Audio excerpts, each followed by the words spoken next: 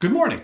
I was wrong about when you can use the equation work due to non-conservative forces equals change in mechanical energy. Flippin' physics. It started in the fall of 2001 when I was in my second year of teaching and I was teaching AP Physics B for the first time.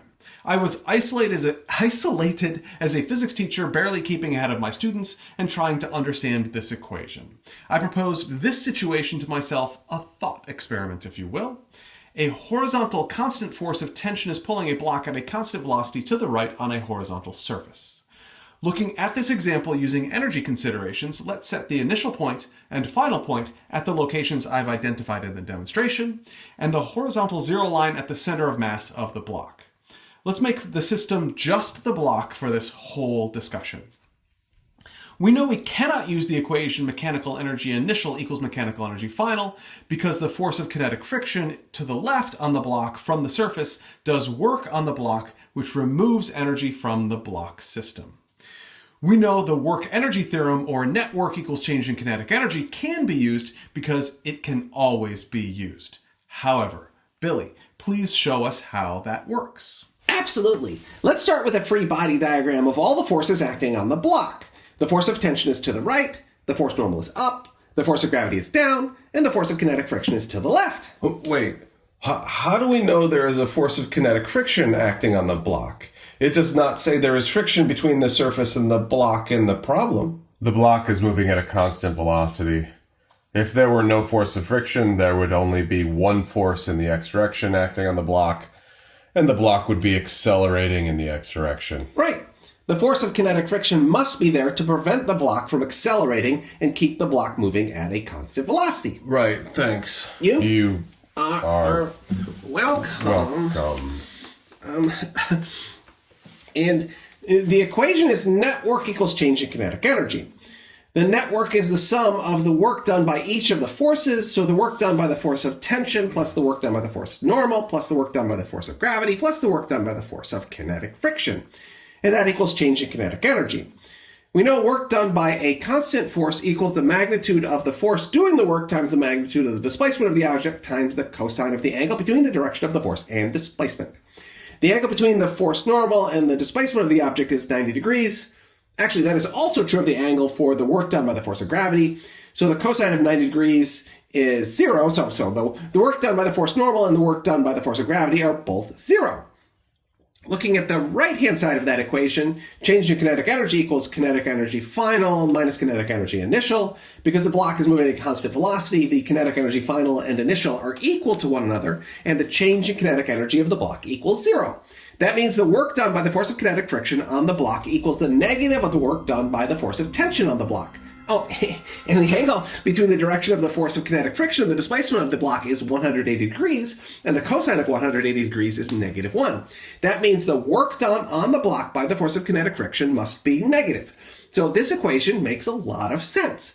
The force of tension does positive work on the block, which adds mechanical energy to the block system. However, all of that energy is being removed from the system by negative work done on the block by the force of kinetic friction. Cool. Exactly. Cool. But now let's talk about this video's titular equation. Work due to non-conservative forces equals change in mechanical energy. Now, 25 years ago, when I was trying to figure out what that meant, I went searching for a clear definition of a non-conservative force. I looked in all of my physical textbooks and in my online resources, and I found the definition we know and love, that the work done by conservative forces is independent of the object's path, and the work done by non-conservative forces depends on the path of the object, which honestly was not very helpful for me. So then I looked for examples of non-conservative forces, and in all of the textbooks and online resources I could find, the only examples I could find were that examples of non-conservative forces are friction and air resistance. Those are the only examples I could ever find of forces that are non-conservative forces. So I wrongly assumed the only examples of non-conservative forces were the force of friction and the force of air resistance. And as far as I'm concerned, air resistance is a form of friction. So I wrongly equated non-conservative forces with friction forces. So for years, I taught this equation as the work due to friction equals change in mechanical energy. And I stated that you can only use this equation when there is no work done by external forces adding or removing energy from the system. And it is correct that work due to friction equals change in mechanical energy can only be used when there is no work done by external forces adding or removing energy from the system. Bobby, please use our example to illustrate what I am saying.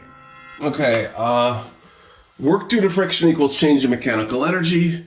Well, the system is the block.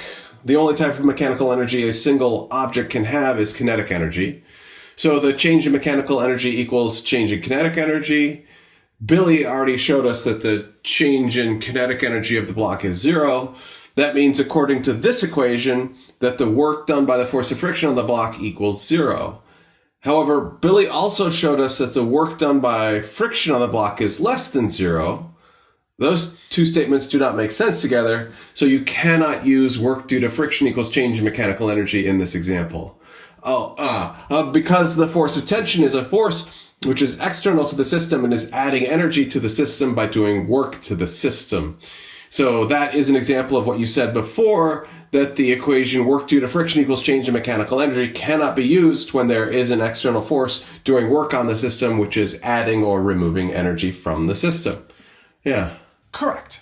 However, it is important to realize the equation is more commonly written as work due to non-conservative forces equals change in mechanical energy, not the work due to friction equals change in mechanical energy. And that is where the issue is. In recent years, I have been able to find another way to think about conservative and non-conservative forces. Non-conservative forces do not have potential energy associated with them. There is always a conservative force associated with every potential energy. And that helped me to better understand the difference between conservative and non-conservative forces. The spring force has a potential energy associated with it, elastic potential energy. So the spring force is a conservative force. The gravitational force has a potential energy associated with it, gravitational potential energy. So the force of gravity is a conservative force. The electrostatic force has a potential energy associated with it, electric potential energy. So the electrostatic force is a conservative force.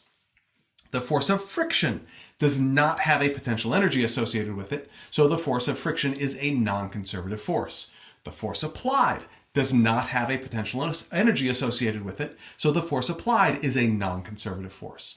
It turns out all of your push and pull contact forces are non-conservative forces because they do not have a potential energy associated with them. So the force normal and the force of tension are also non-conservative forces. Oh, so you can use the work due to non-conservative forces equals change in mechanical energy equation in this example. Bo, that is correct. Please show us that.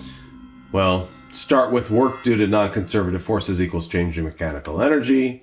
The non-conservative forces acting on the block and therefore doing work on the block are the force of tension, the force normal, and the force of kinetic friction. Billy already showed that the force normal does 0 work on the block.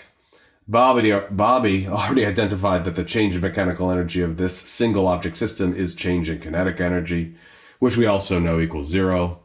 So the work due to the force of kinetic friction equals the negative of the work done by the force of tension, which is exactly what we got before using the equation net work equals change in kinetic energy.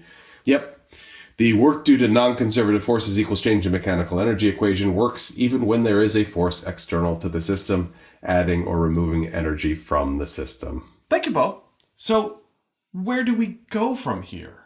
Well, I will start with an apology.